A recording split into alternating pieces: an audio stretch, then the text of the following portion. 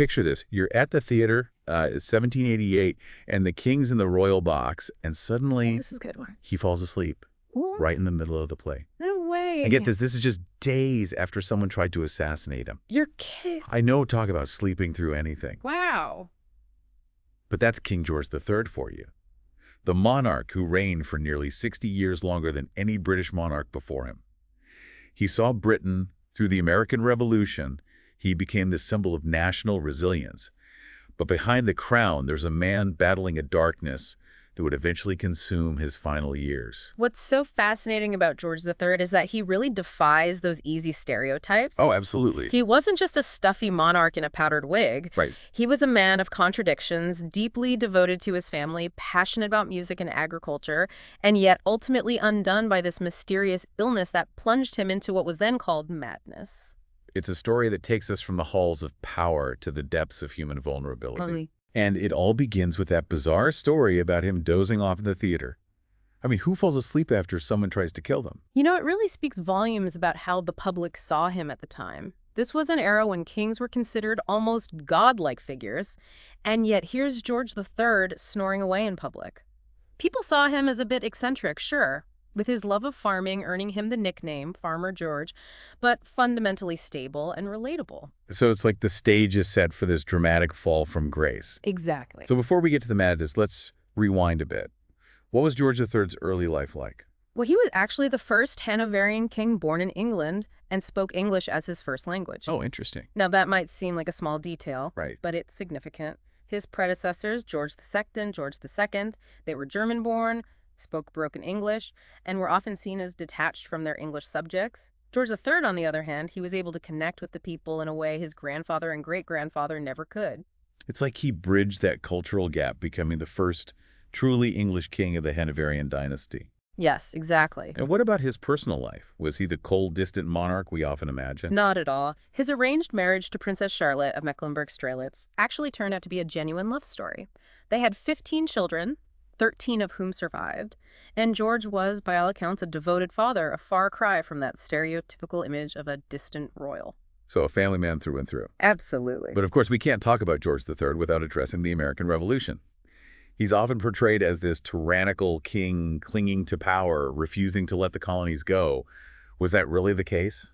It's a simplification, and history, as we know, is rarely simple. Remember, Britain was already a parliamentary monarchy, so George III's role was more nuanced. He was deeply conservative, a staunch defender of tradition and the authority of the crown and parliament. He saw the American colonists as subjects in open rebellion, challenging the very fabric of the British Empire. And let's not forget the Boston Tea Party. That must have solidified British opinion against the colonists, right? Absolutely. The destruction of British property and the defiance of colonial merchants pushed the British government toward a hardline stance. For George III, it wasn't just about taxes or trade, it was about upholding the rule of law and preserving the integrity of the empire he'd sworn to protect.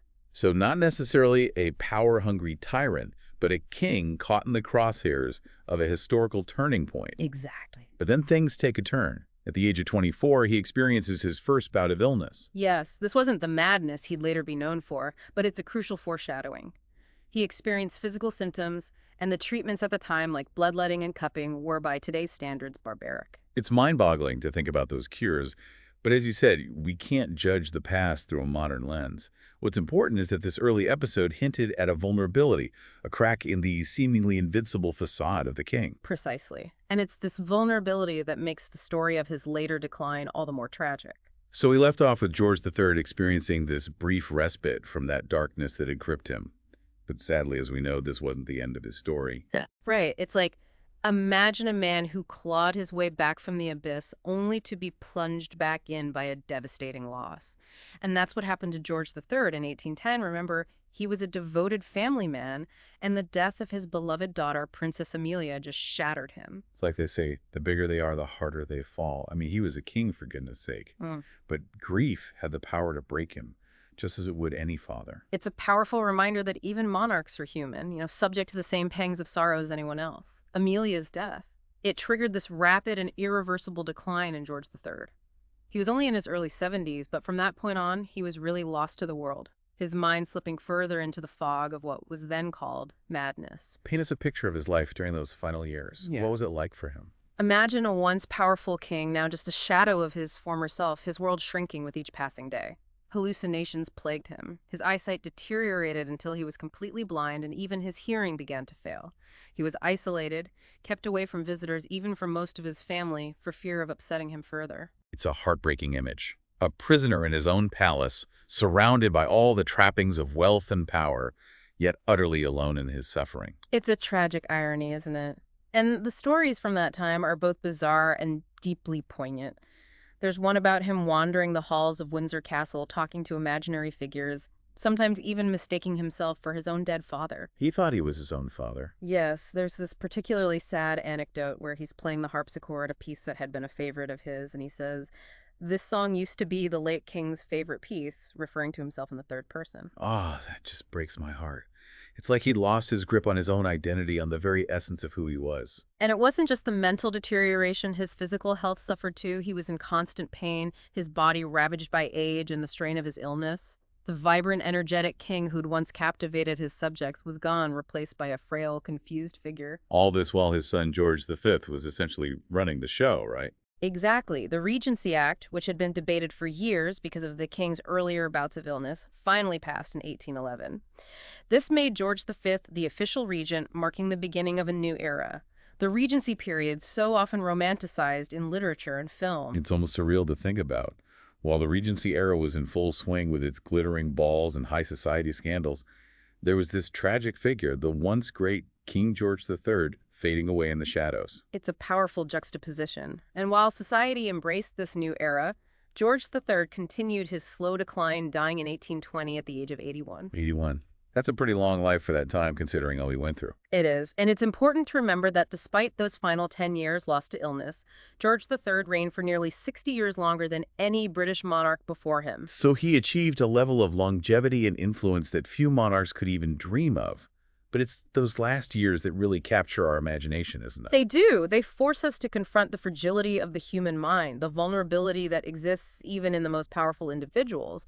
And they make us wonder, what if George III had been born in a different time, with access to modern medicine and mental health care? Would he have suffered the same fate? It's impossible to know for sure, but it's a question worth pondering. Would his reign be remembered differently if not for those years lost to madness? Would we still call him Mad King George? It's fascinating to think about how history might have unfolded differently. But for now, let's dive a bit deeper into the specifics of his illness. What do we actually know about what ailed him? Was it just madness, as they called it then, or was there something more? Well, as with many historical figures, there's been a lot of speculation and debate about the exact nature of George III's condition. For a long time, the dominant theory was porphyria. Porphyria. That sounds serious. What is it exactly? It's a rare genetic disorder that can cause a range of neurological and physical symptoms, some of which align with what George III experienced, like abdominal pain and discolored urine. For a while, it seemed like a plausible explanation. So case closed. Porphyria was the culprit. Not quite. More recent scholarship has actually cast doubt on the porphyria theory. While some of George III's symptoms did align with the disorder, others didn't. And there were alternative explanations for those symptoms that were more common and didn't require this rare genetic condition. Okay, so if not porphyria, then what's the current thinking about George III's illness? Well, it's still a bit of a mystery, but many historians and medical experts now believe that he may have suffered from bipolar disorder or another type of mood disorder. Bipolar disorder.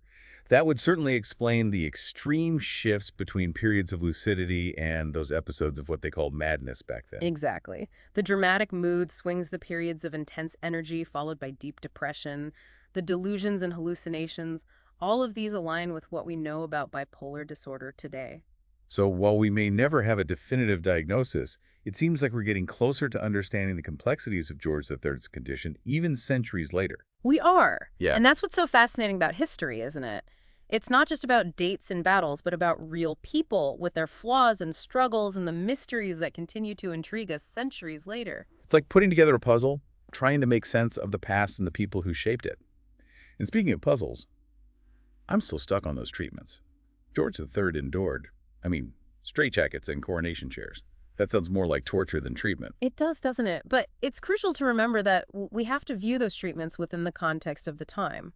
Mental illness was poorly understood, and those methods, as barbaric as they seem now, were considered standard practice. It's hard to fathom that a king, the most powerful man in the land, would be subjected to such brutality. It highlights the powerlessness of even the most privileged individuals in the face of illness.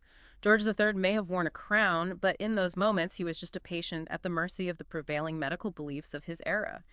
And it makes you wonder, doesn't it, how will future generations judge our own medical practices centuries from now? That is a sobering thought. But before we get too existential, let's bring the focus back to Dr. Francis Willis, the man behind those controversial treatments.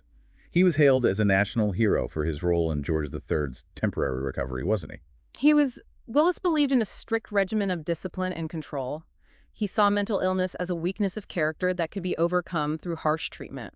And while his methods were controversial, even then his success in bringing George III back from the brink of madness, at least for a time, solidified his reputation. It's a reminder that even in the realm of medicine, what's considered revolutionary in one era can later be seen as archaic, even cruel in another.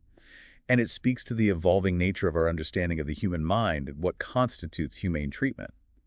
But for now, let's leave our listeners with a bit of a cliffhanger. What happened after George III's final decline? Did he just fade away into obscurity? But that's a story for another time. Tune in to part 3 of our deep dive to hear about the final chapter of King George III's life and the legacy he left behind. Welcome back to our deep dive into the life of King George III. We've journeyed through his triumphs and his tragedies, his moments of strength, and his descent into what they called madness. But what about his final years? Did he just die a broken man, forgotten and alone? Well, it's true that his last decade was marked by isolation and declining health, but George III wasn't entirely forgotten. He remained king in title even though his son George IV was acting as regent. So even in that diminished state, there was still a flicker of that royal authority. Exactly. And there were these moments, even amidst the fog of his illness, where that authority seemed to resonate. For instance, when news reached him that Hanover had been restored to his family's control in 1814, it said that he reacted with a glimmer of his old fire. Of course, he couldn't fully grasp the significance of the event, but it's as if some part of him, that kingly part, still clung to the threads of power. It's a bittersweet image, isn't it? A king who'd lost so much, yet still held on to those vestiges of his former glory. It is. And then there's the story of the ring Princess Amelia had made for him before her death, a mourning ring with a lock of her hair and the inscription, "Remember me." It said that he cherished that ring until his own death. That's heartbreaking. A physical manifestation of his grief and his enduring love for his daughter. It speaks to the depth of his emotions even as his mind was slipping away. And so in 1820, at the age of 81, George III died surrounded, we can only hope, by the echoes of those he loved, even if he couldn't fully recognize them in his final days. And how did the nation react to his passing? Well, his death was met with, I'd say, a mix of emotions. There was national mourning, of course, for a king who had reigned for so long and had in many ways come to embody the spirit of Britain. But there was also perhaps a sense of relief. The long reign of Mad King George was over, and a new era, the reign of George V, could begin. It's as if the country had been holding its breath for those last 10 years, just waiting for the inevitable to happen. It's an interesting perspective, and it really highlights, I think, the complex emotions surrounding George III's illness and his final years. He was both revered and pitied, a symbol of both strength and vulnerability.